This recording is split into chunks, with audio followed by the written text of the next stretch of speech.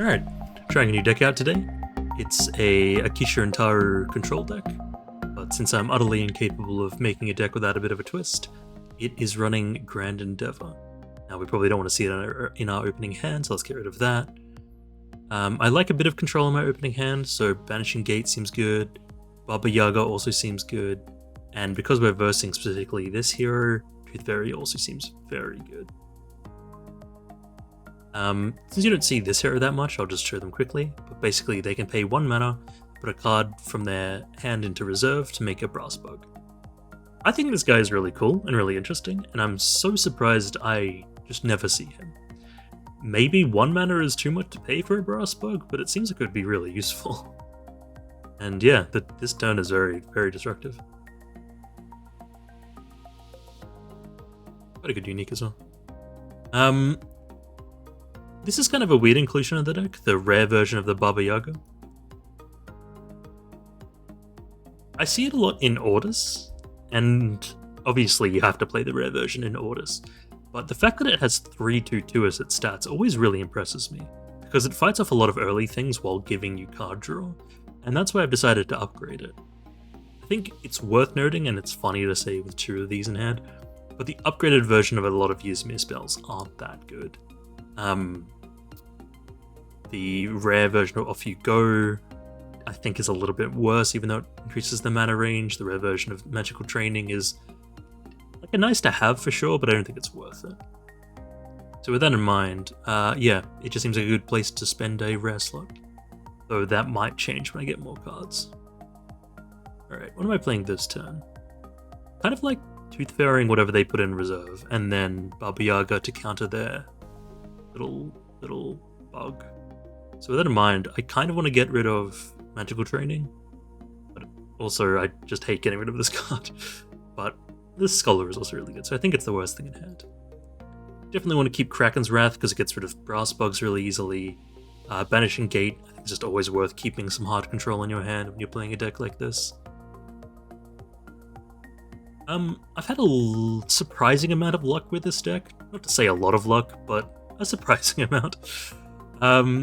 I've missed a couple decks and had quite good results, but I think it loses really hard in certain matchups, like the Sigismar one, for example, so I'm not super confident in it being like a quote-unquote good deck. In saying that, I've mentioned in the past the EX-altered fan-made client, which again I will always advocate for. I think it's an amazing client, and the person who created it is like a big part of the community if you're ever on the Discord. Oh wow. And on that client, you can see their... Sorry, just give me a second here. The next character you play from turn activates its discard effect, and you may pay 1 of the discard a card, gain a boost for each landmark. Very interesting. Yeah, I'm just gonna... yeah, I'm gonna play it. I can just use my ability, I'm just gonna play it instead. So, as I was saying, the EX Altered client shows the match stats for ranked gameplay. And for ranked gameplay, Akesha Taru is the, I believe, 4th most played hero. So it's kind of interesting to me that someone like this sees a lot of play. And I hope that's, like, bears out. I actually heard that there was a tournament recently, or at least a lot of gameplay recently, in a French expo. I have not looked into it enough to be making comments, but if that's true, then hopefully there'll be some more deck stats, because I really want to get a good idea for what the meta is. And I don't have a great one at the moment, outside of just that EX Altered stats. Reason being is because I think like a really diverse, healthy metagame would be quite interesting, but I've struggled to see a lot of more niche strategies like Akesha Taru's Control, that kind of thing get off the ground. You just see a lot of mid-range strategies work out at the moment, which is quite normal for, you know, early card games. Like, it's quite common to see kind of base level linear strategies work at the start of a card game's lifespan, and then as more cards get brought in, you see more like niche strategies pay off. So it's not concerning, but it's something to note. Okay, I kind of didn't mention it at the time, but Bravos Bastion is the worst thing to see, and the question is always, do you Banishing Gate it? I think the answer a lot of the times has to be a begrudging yes. That in mind, Sorcerer's Disciple is a play this turn on top of that. But they can probably answer it with just these 2 things. So let us just get rid of... let's go with this Disciple anyway. We can play this turn, but they're going to play both and fight for both sides, and it loses to everything.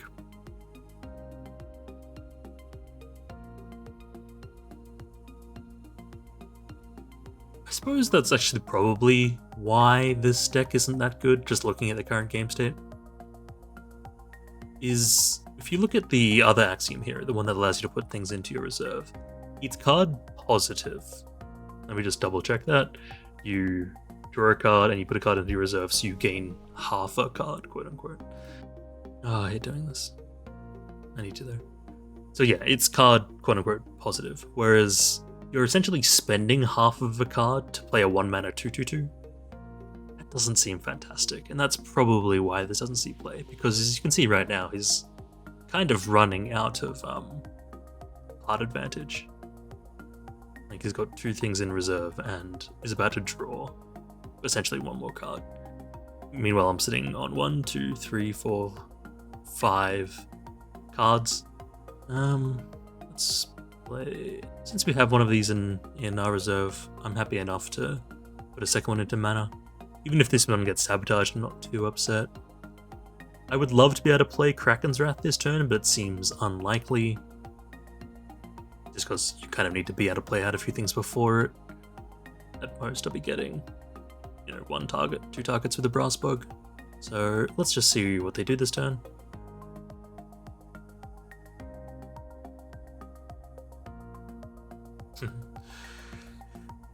They have enough mana to play out quite a few things, so let us think for a second. I would like to play out the Alchemist to try and compete for something, but if I do that to the right, how much strength can they put there? Because they'll have 4. They'll have on water, they can play everything can counter me. They can't even afford that, so yeah, let's do this. The thing I was considering is if I can play both Mage Dancers, so next turn I have them both in play ready for a Kraken's Wrath. As it stands, I'm already going to overfill my reserves, which is not great. Even thinking about it now, I'm considering what I want to keep in play, and the answer is probably not the Banishing Gate.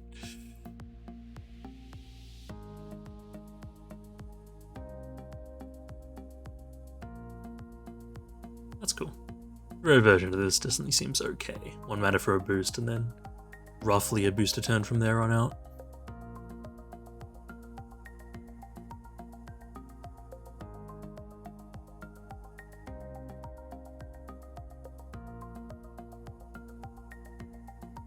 But I think next turn I'm in a very good position here, since I can play out slowly a Alchemist, a Mage Dancer, and then queue up a big Kraken's Wrath. Let's get rid of this.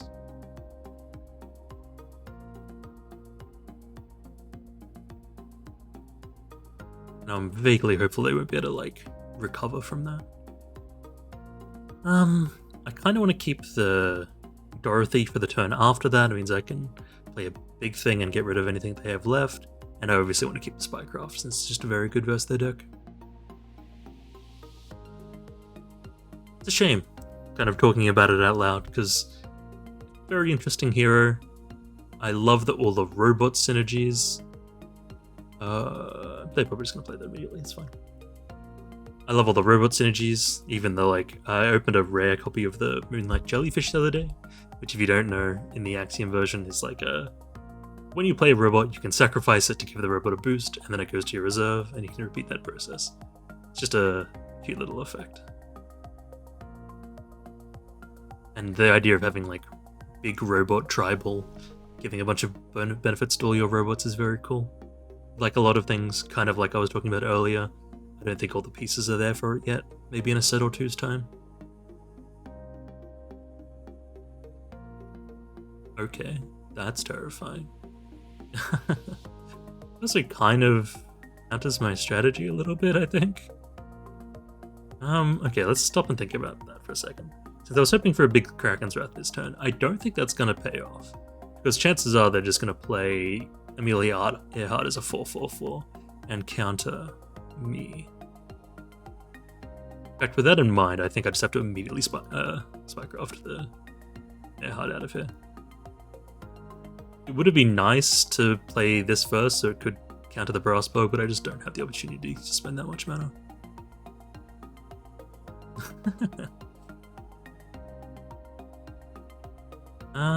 Do I want to play for the double advance here? I don't think I do. The reason being is next turn I want to still be able to slow roll out this Kraken's Wrath, and part of that strategy includes keeping the Mage Dancer. Either way, I definitely off you go this brass bow. I can't afford it staying in play. I don't want to be on match point. I'm on match point as it is, but not not double match point.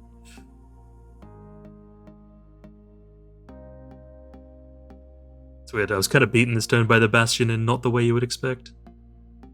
It's kind of funny that the text sizing is different on these two cards. I wonder why that is. Okay, what do we see this turn? It would be greedy to take the second Kraken's Wrath here. I say, not thinking fully through that sentiment. So this turn, I have Pass, 1 mana, 2 mana, Kraken's Wrath. So that's very good.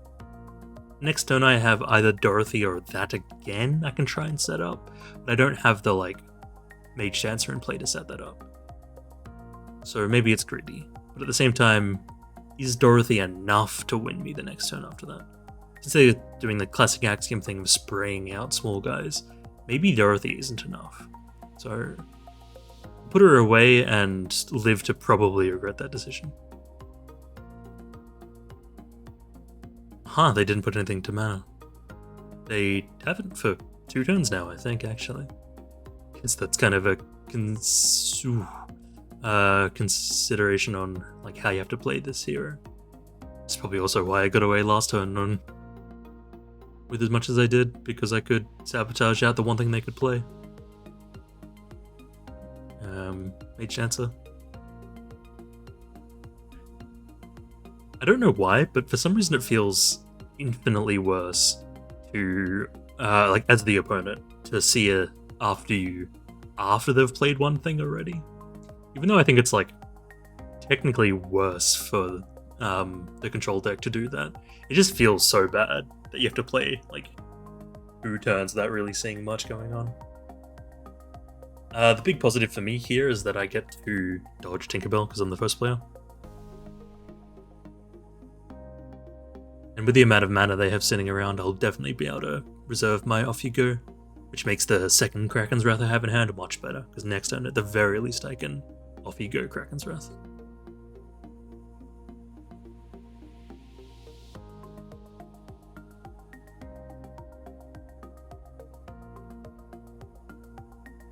And they are trying their best here, but I think this is going to be pretty ugly for them.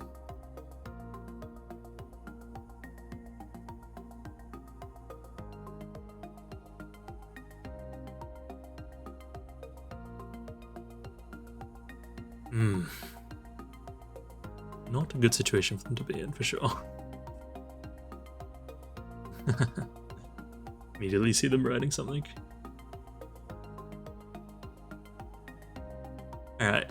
My only concern here is that am I going to be fast enough to close this game out? Ooh, that's good. Good hand to see, I think. And I'm not sure about that, honestly. With this hand, I'm definitely feeling a lot more confident. I think my turn this turn is going to be kind of the same as last turn. Play as much things out as possible and then Kraken's Wrath. 3 mana, 4 mana, and then 5 mana from Kraken's Wrath. So if I put this into reserve, it lets me very relaxedly play out my entire turn. I'm a little scared seeing this unique Baku of the regular Baku. If they make me discard a card now, it's not a good position to be in.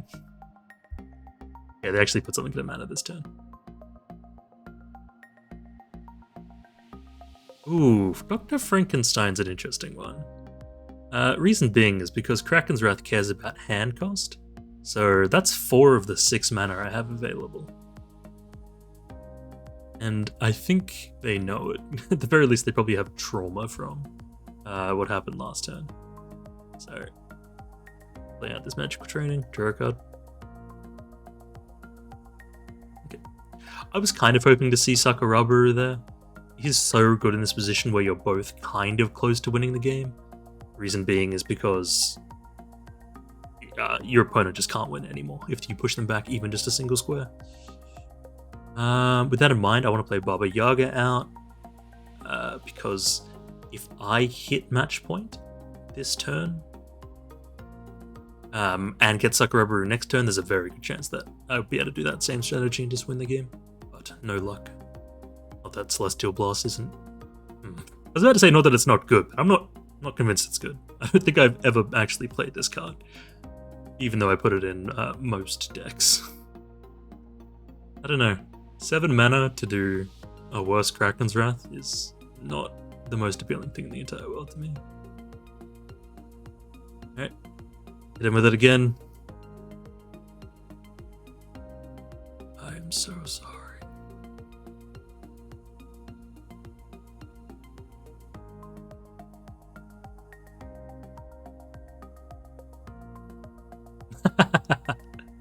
That is incredibly fair. That is also my reaction. Alright. Just hopeful here we see a Sakurabu would be ideal, although it's a little scary here because it does carry the possibility of being well, 7, 8, 9, so we can play Off You Go on top of it, which is very good backup, or even just the Mage Dancer. As I was about to say, the problem, quote unquote, with Sakurabu is that he can be beaten. Like 7 mana for a 5/5/5 is not, like, strictly speaking, good stats.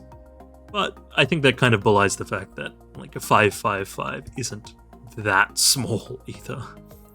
And especially with Off You Go backup, so I can get rid of whatever big things they put into play this turn, I'm definitely a bit more confident in my position.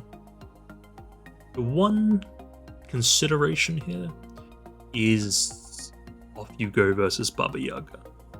Strictly speaking, Off You Go is better. Like, it probably gets more stats into play. But the fact that Baba Yaga can split their attention means that, like, if I can play to both sides, because I'm on double match point, and even though they look like they're on double match point, they're actually not, because I'm going to better push them back by 1. What that means is that if I can win on either side, I win, whereas they have to technically win on both sides. So, either way, no, I kind of have to decide now with Tinkerbell. What do I want to do here? Let us Baba Yaga the left-hand side. Final answer. Yeah. I might be kicking myself for not Off You Going, but honestly, considering what they have in play at the moment, I think if I just play Sakurabu to the right here, he just gets beaten by, both of these. Like 5 mana for, God, so much stats because of the Bastion. So my hope here is that they answer with not that. No, that's fine. The Sack will tie that. Now I pass. We'll see where they put Ada, and she'll show me what their last card in hand is. Although they'll get another one, but it's important. Actually, just considering that. Ada Lovelace plus whatever they have in hand, plus the double Bastion, means they might be able to beat me on 5 on... No, that's really devastating, actually. Yeah, because if we think about what this represents. If I play Sakurabu, it's 5. So if I put that to the right, they just play the Kelon cylinder and win the game, because they'll have 6. But if I put it to the left, then they need to beat me on water, which they'll have 5. Kelon cylinder will only bring them to... Yeah, they have to beat me on, I guess, yeah, grass or water.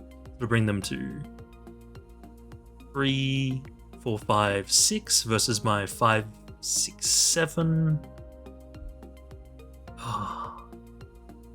My other option here is to Mage Dancer plus Off You Go. That will get us to a tiebreaker, which is very bad with Sakurabu. So I think I just have to pray they don't have something big in hand. final answer again. Yeah, right now, if they give this side a +1 boost, I still win the game. So they need something from hand that it has at least 3 water. Not likely. I can think of one thing, the little elemental, the thing that puts something from your hand into play, into reserve. Kill an elemental. It's a 2 mana 1/3/3. That would win them the game here. They probably don't run that card, not only because I haven't seen it, but because they care so much about having card advantage that they probably can't afford to lose quote-unquote half a card. The reason why it works on Ada Lovelace is because she draws you a card. That's why they're running the rare version, probably. So they get the boost here, but that doesn't do anything. GG. GG. GG. Alright, so we get a very, very close win here using Akesha and Taru. And it makes me hopeful for the deck. Alright, taking a bit of a look at the deck, it's kind of a mishmash of things. For some reason I have some really odd numbers when it comes to Ysmir decks. Only 2 Alchemists, because I only have 2. Only 2 Sakurabaris, because I only have 2. 3 Baba Yagas, which I'm very happy with. 2 Grand Endeavors. As you can see, I have a 3rd one of these, but I don't think it's worth running all of them. In fact, I don't think it might not be worth running any of them. I love this card. It's my pet card. But I think it might just be bad. Just playing proper control is maybe stronger. Running Banishing Gate, because it just allows me to have that second play. Resource control is really important. I think the rare Kraken's Wrath more than spoke for itself this game. Honestly, funnily enough, I think it's the 4 more than the 6 that makes it worthwhile. It allows you to hit a lot of tokens. The 6 is also just very good, of course. What else? Magical Training? I didn't have this in my original versions of the control deck, and it is a card that just very surprised me. Just 1 mana draw a card just goes a long way in Altered. If nothing else, it's kind of just 1 mana after you. A little bit of trivia, but in early playtest stuff, you could activate this on both people's turns, but you had to pay mana if it wasn't your turn. Overall, very fun deck, very standard. I'm just trying to see where control takes me. Probably not to a Grand Endeavor. Anyway, thank you for watching, and I hope you have a fantastic day.